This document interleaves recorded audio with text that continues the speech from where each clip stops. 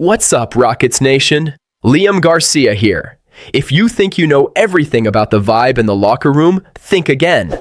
Before we start, go ahead and smash that like button and subscribe, because today, things are about to get real. We've got some inside info coming straight from Kevin Durant's camp that completely flips the script on the trade narrative. But it's not all sunshine and rainbows.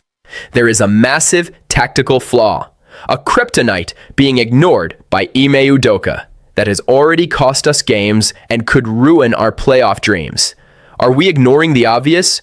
Buckle up, because we're diving deep into this controversy right now. Honestly, fam, we spent months biting our nails over this Kevin Durant trade. Everyone, myself included, had that little fear in the back of our minds. Does he even want to be here? Is he just another ring chaser passing through? Well, it looks like we can finally breathe a sigh of relief, because the info coming in changes everything. KD's personal trainer, Dash Lovell, opened up in an exclusive interview with RG.org and dropped the line every Rockets fan has been dreaming of.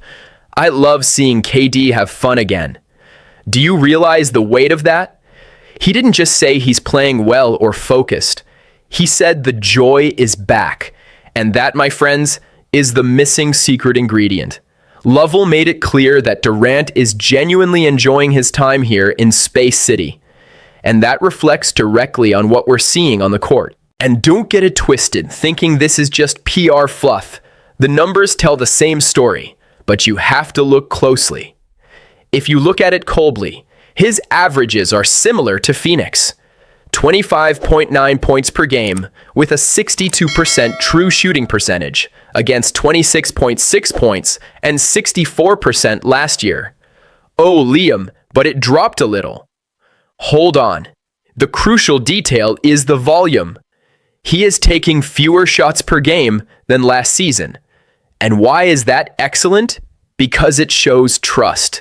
In Phoenix, it felt like he had to solve everything alone or just trade ISOs with Booker endlessly. Here, the feeling is that he trusts his teammates. He doesn't need to force it. And you know who's the main culprit for all this happiness? Alperen Sengun. The fit with our Turkish big man is a thing of beauty. KD has never, in his entire career, played with a big man who passes the ball like this.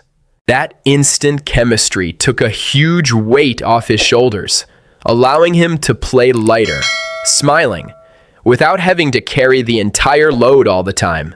Plus, there's the defensive factor. In Phoenix, KD had to be the savior on defense all the time. Here in Houston, with our young guys flying around on defense, he has the luxury of taking lighter matchups, saving energy, and focusing on what he does best, getting buckets. Dash Lovell also commented on how the team competes in practice, how they're happy for each other. With a 15-6 record, obviously, the winning helps. But seeing a living legend like Durant connecting with our youth, treating Sengun like a little brother, and buying into Ime Udoka's system, that's worth more than any stat. We are seeing a revitalized KD, playing for the love of the game again, and that transforms the Rockets from a promising team into a real title threat. But while we celebrate this honeymoon with Durant, there is a shadow growing right under our noses. A structural flaw that was blown wide open in recent days, and if not fixed, could throw all this optimism in the trash real quick. And this is where the dream starts to look like a tactical nightmare. Because while the offense flows with KD, our defense and physical identity have a kryptonite that was just exposed for the whole league to see. We are talking about the Steven Adams problem. At 15-6, it's our best start in 8 seasons. Sensational, right? Wrong. Because we found out the hard way what happens when Adams doesn't play. The coaching staff decided, and Ime Udoka doubled down, that Adams does not play in back-to-backs. And guess what? In those games, we turned into just an average team. We lost both games in this situation. First to the Utah Jazz, and then last Saturday to the Dallas Mavericks. And we're not talking about unbeatable powerhouses. These are two teams that right now are out of the playoff picture and haven't even reached 10 wins yet. Adams' absence completely dismantles our structure. Without him, that brick wall on screens disappears, which makes life harder for our guards. But the worst part is on the glass. Our main weapon, which is being the best rebounding team in the NBA, simply vanishes. Against the Jazz, our defense turned into a sieve, and we gave up a season high in points. Against the Mavs, we were dominated physically. It's scary how the team changes personality without the Kiwi on the floor. And what worries me most is Ime Udoka's stance. When asked about this, he was direct. The plan remains for now. The justification is protecting Adams' knee. He's 32 and sat out 2 years, thinking about the 16 wins we need in the playoffs, not the 82-game marathon. I get the logic. I really do. But the Western Conference is a minefield. We are just percentage points away from falling to the 5th seed or worse. And the math is cruel. We still have 12 back-to-backs ahead in the remaining 58 games. That's 12 games where we'll go in hobbled without our defensive anchor. And don't forget, Kevin Durant is 37. At some point, he'll need to rest on those back-to-backs too. What happens when we're without both?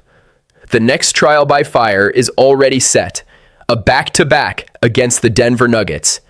Imagine facing Nikola Jokic without Steven Adams to do the dirty work. And right after that, the Sacramento Kings, another physical team. If we don't find a plan B, a way to win playing differently without relying exclusively on Adams' brute strength, we are going to bleed in the standings. Udoka built a team specialized in slow pace and rebounding. But when the key piece of that system is out, the engine stalls. We need a tactical alternative ASAP, because depending on a player who is going to miss almost 20% of the season due to load management might be the detail that costs us home court advantage down the line. Fam, the situation is complex. On one hand, we have confirmation that Kevin Durant is mentally where we needed him to be, happy, clicking with Sengun, and leading this locker room. That is championship fuel. On the other hand, this chronic dependence on Steven Adams in back-to-backs is a ticking time bomb. Udoka's plan to rest Adams is smart for May, but it could cost us way too much in January and February. Is it worth risking a drop in the bloody Western standings to have the full squad in the playoffs? Now I want to hear from you. Is this strategy of resting Adams in back-to-backs genius, or just stubbornness from Udoka? Do you think the roster has the depth to handle the heat against Denver without him? Or are we going to get crushed again? And about KD, do you feel this happiness is real or just the honeymoon phase? Sound off in the comments below. I want to see the debate heat up. Don't forget to like and subscribe for more unfiltered Rockets analysis.